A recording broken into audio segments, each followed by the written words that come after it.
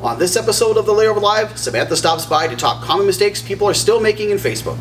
Haven't we heard this before? Yeah, I think so. And that was a big mistake. And it was my mistake. And I'm sorry.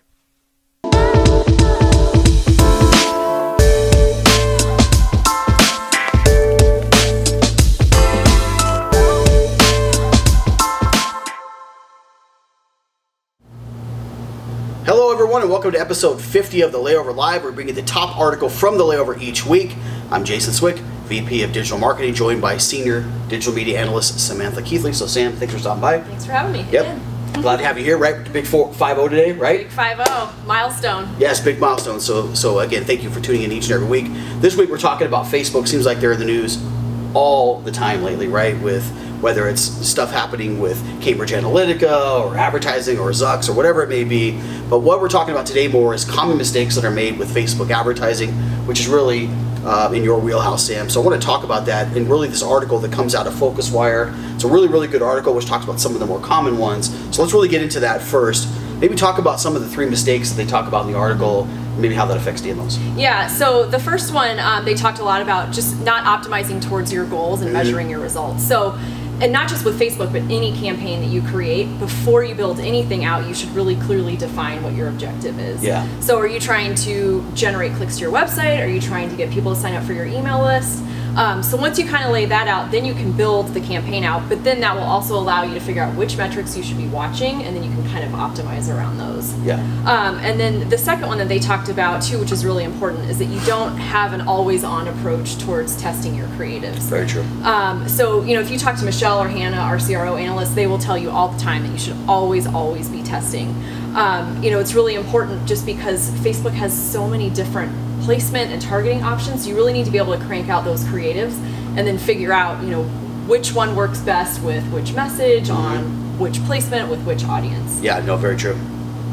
So the third one, this one kind of plays into it because, you know, if you're really trying to test out all those creatives, you can really kind of get bogged down with that. Yep. So if you use some type of AI or machine learning platform, that'll be able to help you be more efficient, but also hopefully generate better results. Yeah, it's really good. Really, you know, 3 common mistakes definitely we see in Facebook. But one thing I want to talk about too, Sam, because I know when you and I sat down, we talked about this article and shared this article, we came up with a long laundry list. But so about some common mistakes that we see, you know, whether it's agency side or it's in-house marketing team side or whatever it may be. So maybe sharing some of those. What are some other mistakes you're seeing some DMOs make or others make out in the space, and maybe just bringing some awareness to some of those things? Right? Yeah. So the first one, I mean, it's kind of basic, but you know, really just refreshing your creative regularly. Yeah. So like important. I mentioned, you have endless numbers of possibilities with targeting combinations. But also think about the amount of time that like the average person spends on Facebook. You want to make sure that you're constantly refreshing your creative, whether it's the message, the imaging, whatever, just so that those people aren't getting bored, you know, with seeing it. Yeah, because you're serving oftentimes to the same audiences, right? So to keep it fresh makes a lot of sense. Yeah, for sure. What else you see? So the other one too is just not really paying attention to where your ads are running. So obviously Facebook owns Instagram. You know, it's very easy to just click one little button and whatever you run for Facebook can just easily be ported over to Instagram. Not a good idea. Not a good idea, just because what may work well on Facebook doesn't necessarily work well on Instagram. They're 2 completely different platforms, so you can't just automatically assume that this is running on Facebook, so I'm going to throw it on Instagram too.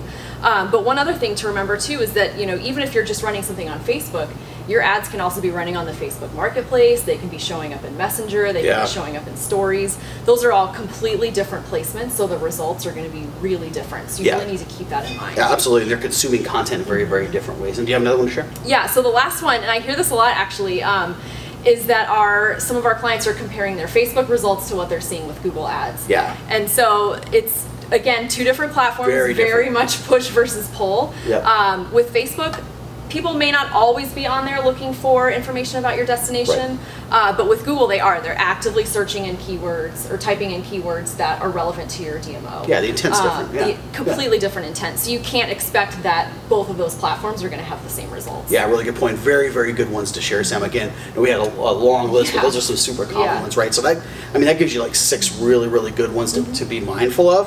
Whether you're outsourcing that or doing that stuff in-house, still a lot of DMOs doing a lot of that in-house.